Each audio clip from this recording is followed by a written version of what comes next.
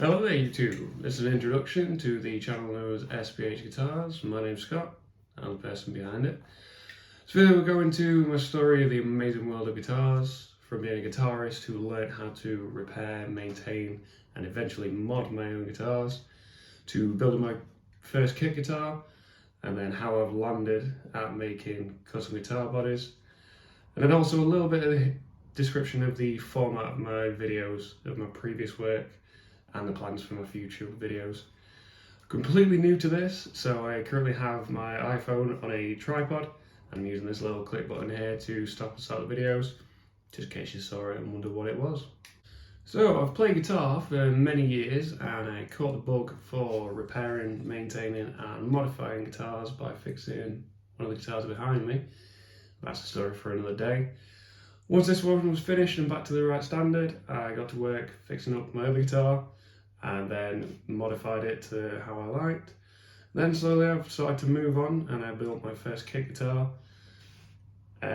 This is actually just a laugh me off screen, but again, that's a video for another day. So when I got my first kit guitar, I didn't just want to do a build where it was a case of here's all the parts, you put it together and add your finish and you're done. I now actually own the guitar that inspired this entire first iteration of the build, and so it was completely away from what came with the kit, and there were a lot of challenges in this build process. I mean, I'd barely use any hand tools at this point, and I'm sat there designing a custom pick guard with no clue how I was going to cut it out. I got there in the end, but I enjoyed every minute of the build. And then eventually I moved on to my second kit guitar, which had a very unique shape, different pickup configuration, which meant I was able to add a couple of different unique little features to it, but it was mainly used for honing my finishing skills. So the biggest issue on my first kit was the finish just was not to the standard it needed to be. I've now practiced a lot more and I've completely redone it. It's nowhere near how it was when I first finished it.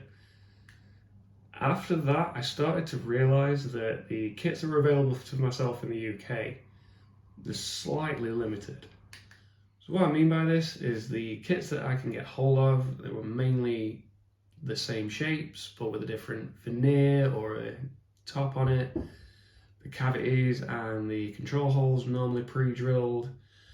So they felt very standard. And while I'm not saying in any way, shape or form that the guitar kits that are out there are bad, they're brilliant. You can get some amazing finishes. You can get any kind of pickups you like, get some amazing sounds out of them. But for the style of guitars that I like, I mean, you might see it from the ones behind me, they're very different. They have unique shapes, they have unique features, different pickup configuration than what you'd normally get on a standard kit. So if these were made in kit form, this would cost the maker a lot more money, which would in turn cost me more money.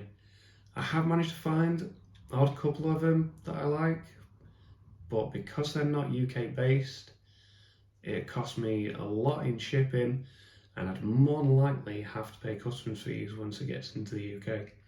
So with all this in mind, I started designing my own guitar bodies. These were done full scale. So I started with the dimensions and the scale length of the neck and then sort of built the body around there.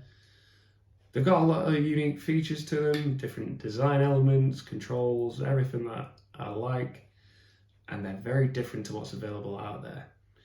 So once I've done some designs, I realised I should really actually try and build a body from scratch because I've never done it before. So I started out doing a two-piece tulip wood body blank, and going through this process is where the fun really began for me. Learning how to use all the different hand tools and the power tools that I've never used before, and then applying them into the build, it was just incredible to me. It was amazing and I loved every minute of it. And then seeing it go literally from a block of wood to the finished guitar I had in my hands, it was unbelievable. I absolutely fell in love with it, mistakes and all. I made a lot of mistakes. but this is why I did a practice build, and I wouldn't change any of it. So glad though that I did this practice build rather than messing up my first build, because I know for a fact that would constantly bother me. So the plans for my past work that I'm going to be uploading to YouTube and my actual practice build will be slideshows. As this is something completely new to me, I never thought about doing YouTube until now. I mean, especially back when I first started doing guitars, never crossed my mind, but luckily I documented the entire process with photos. I'm not just going to let the slideshow play with no sounds or anything, so I'm currently working on doing voiceover work for it, and then towards the end, after all the slideshow's finished, I'm going to show how the guitar looks today, and I'm hopefully going to demo it through one of my amps behind me. But you will see the entire process from where it was to present day. After that, there should be videos of me doing the entire build process. Now, these videos are obviously going to take a long time to record. They're going to take me a little bit longer to edit, and I'm not just going to let you sit there and watch me do the entire process. So obviously I'm going to speed it up, montage, a little bit of different effects. However, this is all new to me, and I do work a full-time job, so this might take me a few attempts to get right. So please bear with me. However, if there are any suggestions that you can make on these videos for my later videos, please feel free to comment, as any help would be appreciated. And that's all from me for now. I hope you enjoy this video. Feel free to give it a like and subscribe to the channel. Some of you may notice my eyes kind of going across this side of the screen, looking behind the camera. Kind of had to write myself a little list of what to say.